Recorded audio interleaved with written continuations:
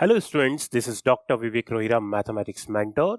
So, in the chapter number 13 probability में आज हमारा टॉपिक है मल्टीप्लिकेशन थ्योरम ऑन प्रोबेबिलिटी. सो चलिए स्टार्ट करते हैं. In chapter number 13 probability the next topic is multiplication theorem on probability. So after understanding the whole concept of conditional probability, now we are going to start the multiplication theorem on probability, which is connected with the concept of conditional probability. So चलिए start करते हैं हम इसको. So in the multiplication theorem on probability, to understand this concept, हम एक example लेते हैं. देखिए एग्जाम्पल से पहले जैसे हमने कोई भी दो इवेंट लिए, let E and F are two events associated with a sample space S, then E intersection F denote the event both E and have occurred. तो ई इंटरसेक्शन एफ किसको डिनोट करता है? ई इंटरसेक्शन एफ डिनोट करता है when both the event occurred. Also this E intersection F denotes the simultaneous occurrence of the events E and F. और जो E intersection F होता है उसको कैसे लिखा जाता है? उसको EF के फॉर्म में भी लिखा जा सकता है. किसको? E intersection F को. So we are just going to take an example. In the experiment of drawing two cards one after other, एक हम एक्सपेरिमेंट कर रहे हैं जिसमें हम क्या कर रहे हैं, पैक ऑफ 52 कार्ड्स में से कोई से भी दो कार्ड ड्रॉ कर रहे हैं, and we may be interested in finding the probability of the event a king और a queen, a king and a queen. तो हम जो भी 52 कार्ड्स में से दो कार्ड्स ड्रॉ कर रहे हैं, तो उसमें हम कौन सा इवेंट फाइंड आउट कर रहे हैं कि फर्स्ट कार्ड ड्रॉ किया तो वो किंग होना चाहिए, और सेकंड कार्ड जो ड्रॉ किया वो क्या होना चाहिए? A queen card. Okay, then the probability of the event. Now यहां पर जो हमें a king and a queen दोनों कार्ड्स जो हम ड्रॉ कर रहे हैं, इसका हमें जो प्रोबेबिलिटी फाइंड आउट करना है, ये हम फाइंड आउट करते हैं मल्टीप्लिकेशन थ्योरम ऑन प्रोबेबिलिटी से. क्योंकि सबसे पहले इवेंट ई की प्रोबेबिलिटी फाइंड आउट करेंगे, that is drawing a king card. Then हम प्रोबेबिलिटी फाइंड आउट करेंगे drawing a queen card. Okay, one after another. Okay, तो जब भी इस तरह का कोई सिचुएशन क्रिएट हो जाता है वन आफ्टर अनदर, तो वहां पर हम लगाते हैं मल्टीप्लिकेशन थ्योरम ऑन प्रोबेबिलिटी. तो इस एग्जाम्पल से हम ये समझ गए कि जब भी इस टाइप की प्रॉब्लम आएंगी तो हम ये मल्टीप्लिकेशन थ्योरम ऑन प्रोबेबिलिटी का कंसेप्ट अप्लाई करेंगे. नाउ ये जो मल्टीप्लिकेशन थ्योरम ऑन प्रोबेबिलिटी है, दैट इज हम ईएफ की जो बात कर रहे हैं, ये कहां से ऑब्टेन्ड होगा? हमें कंडीशनल प्रोबेबिलिटी के कंसेप्ट से. जैसा कि इस चैप्टर को स्टार्टिंग के टाइम पे ही हमने डिस्कस किया था कि ये किससे कनेक्टेड है? कंडीशनल प्रोबेबिलिटी से. तो देखिए कैसे कनेक्टेड है. We know that in the conditional probability, that is the probability of E by F, that is conditional probability of E when F is given is equal to P intersection F upon PF, where PF is not equal to 0. तो यहां से हमारे पास P intersection F क्या आ जाएगा? Cross multiply कर देंगे तो किसके इक्वल आ जाएगा? PF into PE by F. That is equation number 1. In the similar way, again probability of E by F तो हमने लिख दिया, ऐसे ही हमें कंडीशनल प्रोबेबिलिटी ऑफ एफ लिखना हो, that is probability of F by E. तो ये क्या आ जाएगा हमारे पास? P F intersection E upon P, where P is not equal to 0. और यहां से भी हम जो पी इंटरसेक्शन एफ है, देखो एफ इंटरसेक्शन ई या E intersection F, by commutative law they both are equal. So P intersection F can be written as P into P F by E. So by equation 1 and equation 2, by both equation you can check कि जो probability of E intersection F है उसको कैसे लिख सकते हैं? या तो P into P F by E के फॉर्म में लिख सकते हैं, या PF into P E by F के फॉर्म में लिखा जा सकता है. That is by 1 and 2, P E intersection F can be written as P into P F by E or PF into P E by F. और P intersection F को क्या लिखते हैं? Probability of EF, provided that P is not equal to 0 and PF is not equal to 0. तो हम multiplication theorem of probability के concept पे पहुंच गए कि probability of multiplication of two events हमें फाइंड आउट करना है. So we can use these formulas to find the probability of EF. Okay, so now this we find the multiplication rule of probability. So multiplication of rule of probability more than two event. देखिए हमने दो event के लिए तो multiplication rule find out कर लिया, that is probability of EF find out करना है हमें. तो किसके इक्वल होगा? Probability of E into probability of F by E, या फिर हम उसको लिख सकते हैं probability of F into probability of E by F. In the similar way more than two events आ गए हमारे पास, that is E, F and G. There are three events which are associated with the sample space. Then probability of E, F, G, or we can write probability of E intersection F intersection G. It can be written in the form of PE into PF by E into PG by E intersection F, या E intersection F को हम EF भी लिख सकते हैं. Okay, तो जब भी हमारे पास मोर देन 3 इवेंट्स आ जाएं तो कुछ इस तरीके से हम multiplication theorem of probability apply कर सकते हैं. Okay, so this is the multiplication rule of probability और multiplication theorem on probability of two events और मोर देन टू इवेंट्स. तो यहां तक हम समझ गए कि जो मल्टीप्लिकेशन थ्योरम का कंसेप्ट है वो कंडीशनल प्रोबेबिलिटी से कैसे आया. Right, so now we move to the next concept. Now, here we have also written that similarly the multiplication rule of probability also we can extend for four and more events, right? The next one is, now in the multiplication theorem on probability there is the next important topic is independent event. अब independent event का मतलब क्या होता है? देखिए आपने यहाँ पर कंडीशनल प्रोबेबिलिटी स्टार्ट किया था. देखिए यहाँ पर सबसे पहले हम इसकी डेफिनेशन देख लेते हैं. Two events E and F are said to be independent if PF by E. Conditional, देखिए PF बाई E का मतलब क्या है? Conditional probability of F, that is probability of F when E is given. But यहाँ पर हमने बोला कि E और F दोनों इंडिपेंडेंट कब कहेंगे? जब हम F की प्रोबेबिलिटी फाइंड आउट कर रहे हैं और वो E के ऊपर डिपेंड नहीं है. तो जैसे ही E के ऊपर डिपेंड नहीं होगा तो probability of F by E किसके इक्वल आ जाएगा? प्रोबेबिलिटी ऑफ F के इक्वल आ जाएगा. Similarly probability of E by F किसके इक्वल आ जाएगा? प्रोबेबिलिटी ऑफ E के इक्वल. कब आएगा ये? जब F E के ऊपर डिपेंड नहीं हो और E F के ऊपर डिपेंड नहीं हो. तो ये तो एक बेसिक कंसेप्ट हो गया इंडिपेंडेंट इवेंट्स का. अब इस कंसेप्ट को कैसे अप्लाई करेंगे हम? देखिए आप, now by the multiplication theorem of probability we know that probability of E intersection F क्या होता है? Probability of E intersection F होता है probability of E into probability of F by E. ये तो मल्टीप्लिकेशन रूल से पता है हमें. ओके, बट जैसे ही E और F इंडिपेंडेंट इवेंट आएंगे, so by applying the definition probability of F by E किसके इक्वल आ जाएगा? प्रोबेबिलिटी ऑफ F के equal. So we can write down probability of E intersection F is equal to PE into PF. तो जब भी दो event independent event है then probability of E intersection F किसके इक्वल लिख सकते हैं हम? Probability of E into probability of F के इक्वल लिख सकते हैं. तो ये एक इंडिपेंडेंट इवेंट्स का कंसेप्ट हमने जनरेट कर दिया. ये टू इवेंट्स के लिए जनरेट किया है, मोर देन टू इवेंट्स के लिए भी हम इंडिपेंडेंट इवेंट का कंसेप्ट बहुत ही आसानी से लिख सकते हैं.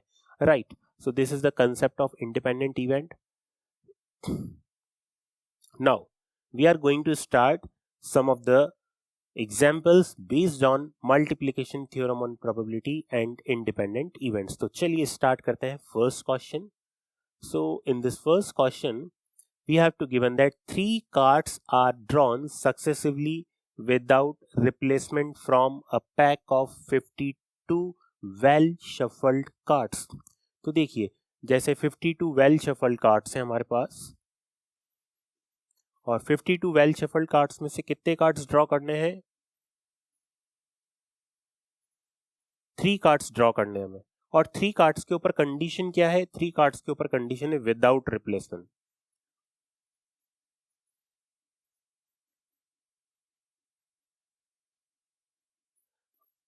देखिए, विदाउट रिप्लेसमेंट का मतलब ये हुआ कि हमने फर्स्ट कार्ड ड्रॉ किया तो टोटल कार्ड्स कितने थे उस टाइम पे? 52। फिर हमने सेकंड कार्ड ड्रॉ किया, बिकॉज विदाउट रिप्लेसमेंट है, तो जब सेकंड कार्ड ड्रॉ करेंगे तो टोटल कार्ड्स कितने होंगे? 51। फिर थर्ड कार्ड ड्रॉ करेंगे तो टोटल कार्ड्स कितने रह जाएंगे? 50। This is the case of without replacement. और जब विदाउट रिप्लेसमेंट का केस नहीं होता है तो फर्स्ट कार्ड ड्रॉ करें, सेकंड कार्ड ड्रॉ करें और थर्ड कार्ड ड्रॉ करें, हमेशा आपके पास जो टोटल कार्ड्स रहेंगे वो कितने रहेंगे? 52। So this is the first, we have to understand the meaning of without replacement और विद रिप्लेसमेंट। तो यहां पर दिया हुआ है without replacement. Now what is the probability that first two cards are king and the third card drawn is an ace card? ये जो हम 3 कार्ड्स फाइंड आउट कर रहे हैं वन आफ्टर अनदर, तो जो फर्स्ट कार्ड है वो तो कौन सा होना चाहिए? किंग का कार्ड। देन इसके बाद जो सेकंड कार्ड हो ये भी किसका कार्ड हो? किंग का कार्ड। और जो थर्ड कार्ड हो, third card drawn is an ace card. ये हमें फाइंड आउट करना है। तो ऐसे केसेस में multiplication theorem of probability use होती है, जिसमें फर्स्ट किंग का कार्ड, देन उसके बाद सेकंड किंग का card, then third ace card हमें फाइंड आउट करना है। तो देखिए कैसे इसको सॉल्व करेंगे हम। हमें जो प्रोबेबिलिटी फाइंड आउट करनी है, this is first king card, second king card and third we have to find an ace card. Okay, ये हमें प्रोबेबिलिटी यहाँ पर फाइंड आउट करनी है। और जब इसमें मल्टीप्लिकेशन रूल अप्लाई करते हैं तो probability of K by K, probability of ace card, जब दोनों किंग कार्ड हम ऑलरेडी ड्रॉ कर चुके हैं, तो this particular concept we will apply, right? So first probability of king, जो फर्स्ट किंग कार्ड हम इसमें फाइंड आउट करेंगे। देखिए टोटल कितने, यहां पर हमें 2 किंग कार्ड फाइंड आउट करने हैं और 1 एस कार्ड। तो टोटल किंग के कितने कार्ड्स होते हैं? टोटल किंग के होते हैं 4 cards in the 52 card. One is from the spade, second is from the club, third is from the diamond and fourth is from the heart card. Okay, so total cards are 4. So the favorable outcome is 4. Total is 52. So this is 4 by 52. Okay. Also probability of जो second card है वो भी हमें किसका draw करना है? King का card. अब देखिए एक कार्ड हम किंग का ड्रॉ कर चुके हैं। ओके, तो उसकी प्रोबेबिलिटी कितनी होगी? 4/52 विदाउट रिप्लेसमेंट है, उसको वापस हमें उन कार्ड्स में मिक्सअप नहीं करना है। तो अब किंग के कितने कार्ड बच गए? 3 cards. Okay, so now the favourable outcomes are 3 and total outcomes are 51. Also again probability of ace card, third card किसका फाइंड आउट करना है हमें? एस कार्ड का। टोटल एस के कितने कार्ड होंगे? 4 कार्ड्स। और हमें तो हमारे पास यहाँ फेवरेबल आउटकम्स कितने हो गए? 4। और टोटल आउटकम्स कितने हुए? देखो विदाउट रिप्लेसमेंट है तो टोटल आउटकम्स कितने हो गए? 50. Okay, so now we can put all the values in equation 1। तो हमारे पास क्या आ जाएगा? 4/52 देन 3/51 देन 4/50, कुछ इस टाइप से आ जाएगा। कैलकुलेशन कर लेंगे हम यहाँ पर, 2 टाइम कैंसिल आउट और ये 2 से आ जाएगा,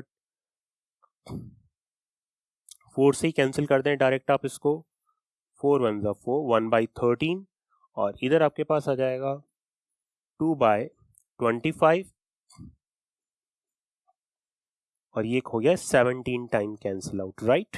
तो आप न्यूमरेटर में देखेंगे तो न्यूमरेटर में यहां पर कितना रिमेनिंग हो गया? 2 and in the denominator we have 13 into 17 into 25. Okay, this is in the denominator. We have find out. We calculate this one. 13 into 17. 17 3 ja 51, then 5. Then this is 221 into 25. And final calculation we do that. That is 2 upon. This is 5. Then 2.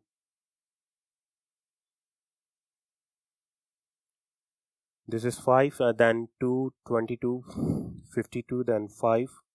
This is 55. So 2 over 5, 5 to 5. So we find that the probability of first two cards are king and the third card is an S is equal to 2 over 5, 5 to 5. So this is the probability we find by the help of multiplication theorem on probability which is connected with the conditional probability. तो हमने same formula यहाँ apply कर दिया और उसके through बहुत ही easily हमने ये प्रोबेबिलिटी फाइंड आउट कर दी. तो इसके अंदर एक तो प्रोबेबिलिटी का बेसिक कंसेप्ट लगा और दूसरा मल्टीप्लिकेशन थ्योरम का कंसेप्ट अप्लाई हो गया और ये कंसेप्ट है important. Okay, so I think this problem is clear to you. The next problem, we see that in this problem, an unbiased die is thrown twice.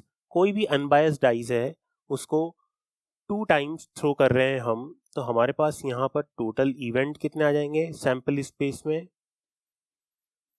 36. और ये sample space कैसे आएगा students, यहाँ पर ये आ जाएगा हमारे पास 1 1 1 2 up to 1 6 2 1 up to 2 6 and similarly 6 1 up to 6 6. Okay, so this is the total 36 event we have write down. Now capital A be the event, odd number on the first throw. तो capital A जो event है वो किसको denote कर रहा है, odd number on first throw. देखिए odd number on the first throw by the symmetry हम बहुत easily चेक कर सकते हैं. odd number on the first throw आप देखेंगे 1 1 वाली सीरीज में फर्स्ट थ्रो में क्या है, odd number आ रहा है 1. ऐसे 3 1 वाली सीरीज में आ जाएगा और ऐसे 5 1 5 2 5 3 अप टू 5 6 इस सीरीज में क्या आ जाएगा, फर्स्ट जो नंबर आएगा वो क्या आएगा, ऑड नंबर. तो टोटल कितने हो गए 18. तो यहाँ पर जब हम ए की प्रोबेबिलिटी फाइंड आउट करेंगे तो ए की प्रोबेबिलिटी कितनी आएगी 18 over 36, that is 1/2. Okay, so this is the probability of A we find out. Also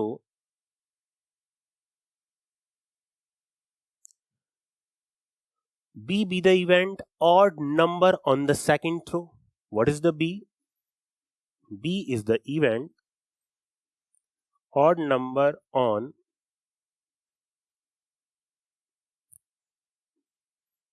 second throw. So when we calculate odd number on the second throw, so by the symmetry we can also see that our first series में देखेंगे odd number on second throw. तो odd number on second throw जैसे 1 1 में 1 1 आ गया, एक आ जाएगा 1 3, एक हमारे पास आ जाएगा 1 5. तो फर्स्ट में कितने हो गए हमारे पास, ऐसे 3 आउटकम्स हो गए. ऐसे ही आप देखेंगे 2 1 2 3 2 5. ओके, तो इस तरीके से आप देखेंगे कि जो टोटल फेवरेबल आउटकम्स आएंगे वो कितने आ जाएंगे, 18 ही आएंगे. ओके, 6 तक की सीरीज में टोटल कितने आ जाएंगे हमारे पास, ये 18. So this is also 18 over 36. This is also 1/2. So probability of A and probability of B we have find out. आगे देखते हैं क्या बोल रहा है ये. Now check the independence of events A and B. तो हमें यहाँ चेक करना है क्या इवेंट A और B इंडिपेंडेंट है या नहीं है. तो इंडिपेंडेंट करेक्टर चेक करने के लिए हमें यहाँ पर A इंटरसेक्शन B भी फाइंड आउट करना पड़ेगा. A इंटरसेक्शन B क्या होगा बच्चों, A इंटरसेक्शन B का मतलब है odd number on first and second throw both. Odd number on first and second throw. तो जब भी बात आएगी odd number on first and second throw, तो हम 3 सीरीज तो फिक्स कर लेंगे। एक तो 1 1 वाली सीरीज 1 1 1 2 1 3 1 6, 3 1 3 2 3 3 3 3 6 एंड 5 1 5 2 5 3 एंड 5 6। और इस सीरीज में आप देखेंगे कि 3 टाइम्स क्या आ रहा है, सेकंड नंबर पे भी क्या आ रहा है, ऑड नंबर आ रहा है। तो सेकंड और फर्स्ट पे ऑड नंबर के टोटल कितने हो गए, 3 इंटू 3 दैट इज 9। यहां पर probability of A intersection B find out करेंगे तो फेवरेबल इवेंट तो हो गए 9, टोटल हो गए 36, so this is 1/4। So to check the independency of the event A and B, हमने क्या क्या फाइंड आउट करा, probability of A, probability of B and probability of A intersection B. Now we know that, देखिए ये तो आपको समझ में आ गया, इसको यहां से इरेज कर देते हैं।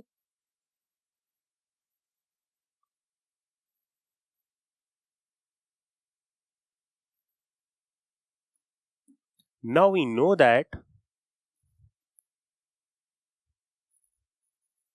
if A and B are independent,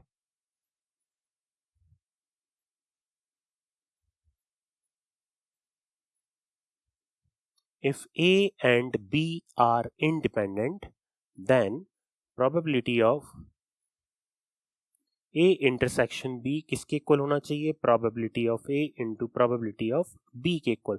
आप देखिए probability of A intersection B कितना आ रहा है, 1/4, probability of A कितना आ रहा है, 1/2, probability of B भी कितना आ रहा है, 1/2। So I think 1/4 is equal to 1/4। तो ये सेटिस्फाई कर रहा है इंडिपेंडेंट की डेफिनेशन को। So we can easily see that event A and B are independent. So implies that event A and B are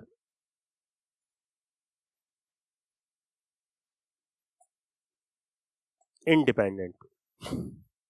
So this is we prove here कि A और B दो event है, इनकी independency कैसे check करेंगे। तो check करने के लिए probability of A find out करेंगे, बी फाइंड आउट करेंगे, probability of A intersection B find out करेंगे, और फाइनली हम उस डेफिनेशन में पुट अप करके देख लेंगे। यदि वो डेफिनेशन को सेटिस्फाई कर रहा है then A and B are independent, otherwise not. Okay, so I think this question also you understand very clearly. That is how we check the independency of the events. Okay, so now we move to the next question. In the next question, this is very interesting question. ये conceptual question है और ये concept आगे के और बहुत सारे questions में use आएगा। देखते हैं क्या concept है। If E and F are independent event, then we have to prove that event E और F complement भी क्या होंगे, independent event होंगे। अब देखिए E और F इंडिपेंडेंट है, उससे कैसे प्रूव करेंगे कि E और F कॉम्प्लीमेंट भी क्या होगा, इंडिपेंडेंट इवेंट। इसके लिए सबसे पहले E एंड F कॉम्प्लीमेंट, इसको हमें समझना पड़ेगा। देखिए इसके लिए हम एक वेन डायग्राम ड्रॉ करते हैं। We just draw a Venn diagram to understand this concept. हमने एक सेट ले लिया E और दूसरा सेट ले लिया हमने इवेंट F का। Okay, and we already know that कि ये किसको डिनोट करता है, E इंटरसेक्शन F को। ओके, किसको डिनोट करता है, E इंटरसेक्शन F को। और जो हमारे पास ये एरिया है, दिस एरिया, यदि हम सेट थ्योरी की लैंग्वेज में बात करें तो ये एरिया किसको डिनोट करता है, E माइनस F को। मतलब E में से हमने F को माइनस कर दिया, या फिर हम इसको यूं भी कह सकते हैं, ये किसको डिनोट करता है, E इंटरसेक्शन F कॉम्प्लीमेंट को डिनोट करता है। ओके, सो सबसे पहले हमें ये आइडिया होना चाहिए कि E इंटरसेक्शन F कॉम्प्लीमेंट का मीनिंग क्या है।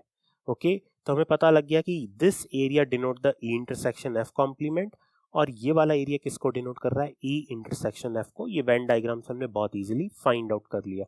अब देखिए हमें यहाँ पर क्या प्रूव करना है कि E एंड F कॉम्प्लीमेंट ये भी क्या होंगे, इंडिपेंडेंट इवेंट होंगे यदि E और F इंडिपेंडेंट इवेंट्स हमें गिवन है। ओके, तो लेट्स सी कैसे प्रूव करेंगे इसको हम। Since by the Venn diagram we can write down that probability of E can be written as probability of E intersection F complement plus probability of E intersection F. तो probability of ई को इन दोनों के combination में लिख सकते हैं, इन दोनों को कंबाइन करेंगे तो क्या आ जाएगा, प्रोबेबिलिटी ऑफ ई आ जाएगा. आप चाहें तो इसको भी शेडिट कर दें जिससे आपको इजीली आइडिया हो जाएगा ये. ओके, सो इन दोनों को कंबाइन करेंगे तो हमारे पास टोटल क्या आ जाएगा, probability of E. This is we find.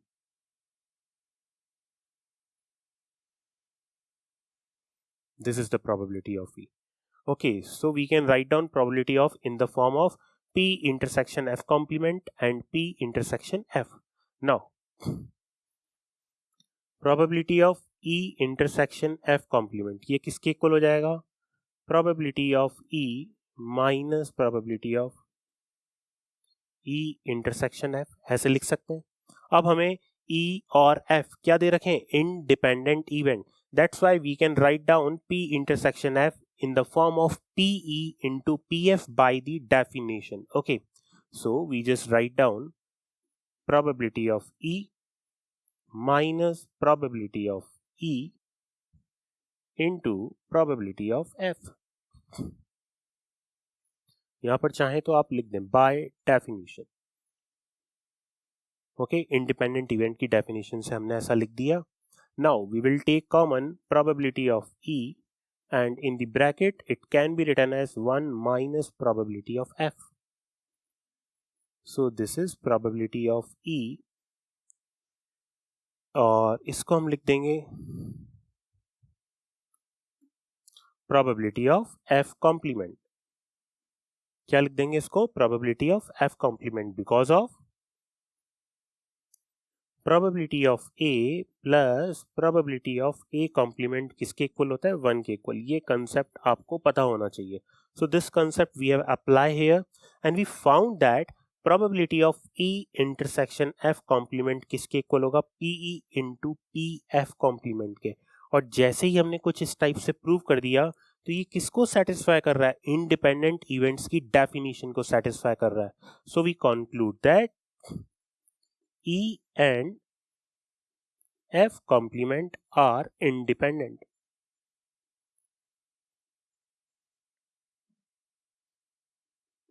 So we prove that E and F complement are independent.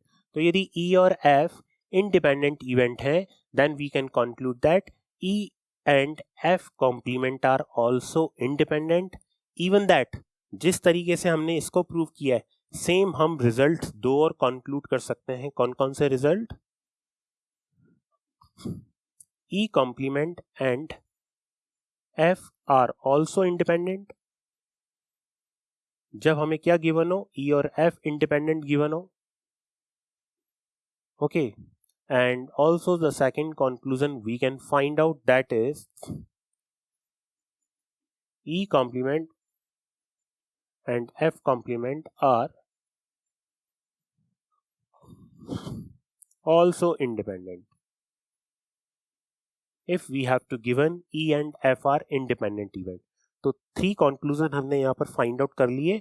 If we have to given E and F are independent event, तो बहुत ही important questions है और इसके behalf पे ये भी पूछा जा सकता है, ये भी पूछा जा सकता है कंसेप्ट. ओके, आप किसी भी कंसेप्ट को बहुत इजीली फाइंड आउट कर सकते हैं, right. So now we move to the next question. So now in this question, if A and B are independent event, इसको बहुत ही ढंग से हमें क्वेश्चन को एक बार रीडिंग लगानी है. यदि हमें कहीं भी ऐसा गिवन है if A and B are independent event, तो यहाँ से एक ही कंक्लूजन निकालेंगे कि पी ए इंटरसेक्शन बी किसके इक्वल होगा, P A into P B के इक्वल होगा. ओके, तो ये कंक्लूजन हमें माइंड के अंदर सेट कर लेना है जब भी इस तरह का कोई लैंग्वेज हमें किसी वर्ड फॉर्म में गिवन है. Okay, then now here we have to find out the probability of occurrence of at least one of A and B. Now we have to prove that probability of occurrence of at least one of A and B. So now when we have to prove that probability of occurrence of at least one of A and B, तो इसका meaning ये होता है either it is occurred by A or occurred by B or both. तो इसको in short कैसे लिखा जाता है, probability of A और B, या फिर इसको कैसे लिख सकते हैं, A और B को और सिंबल यूज हो रहा है मतलब union according to set theory concept. तो ये क्या आ गया, probability of A union B के फॉर्म में आ गया. और probability of A union B का फॉर्मूला क्या होता है, probability of A plus probability of B minus probability of A intersection B. Okay, so now we will just put the concept जो हमें गिवन है क्वेश्चन में, probability of A plus probability of B. Now when we have to given that A and B are independent event, then probability of A intersection B किसके equal आ जाएगा, PA into PB के equal आ जाएगा ये. Okay, देखिए जो result prove करना है, रिजल्ट किस फॉर्म में प्रूव करना है, 1 minus probability of A complement into probability of B complement के फॉर्म में हमें प्रूव करना है. So that's why probability of A को भी हम लिख देंगे 1 minus probability of A complement, और लास्ट टू टर्म में से प्रोबेबिलिटी ऑफ बी हम कॉमन ले लेंगे, then in the bracket it will be 1 minus probability of A. Okay, now 1 minus probability of A complement, probability of B we have taken common, and this can be written as probability of A complement. Now we can write down 1 minus probability of A complement common ले लेंगे, and in the bracket it will remain 1 minus probability of B, and finally we conclude that 1 minus probability of A into probability of B complement. So we prove that the probability of occurrence of at least one of the event A or B will be equal to 1 minus probability of A complement into probability of B complement. This is also very important concept. We can apply in the problem directly. Okay, तो ये भी बहुत एक important concept है. हम multiplication theorem पे based exercise 13.2 के questions में ये कंसेप्ट डायरेक्ट अप्लाई कर सकते हैं. यदि 2 मार्क्स के क्वेश्चंस आते हैं और 3 और 4 मार्क्स के क्वेश्चंस आते हैं तो हम कंसेप्ट को पूरा डिस्क्राइब भी कर सकते हैं कुछ इस टाइप से, right. So I think in this lecture you understand each and every concept of multiplication theorem on probability and independent events. Thanks to all of you, my dear students.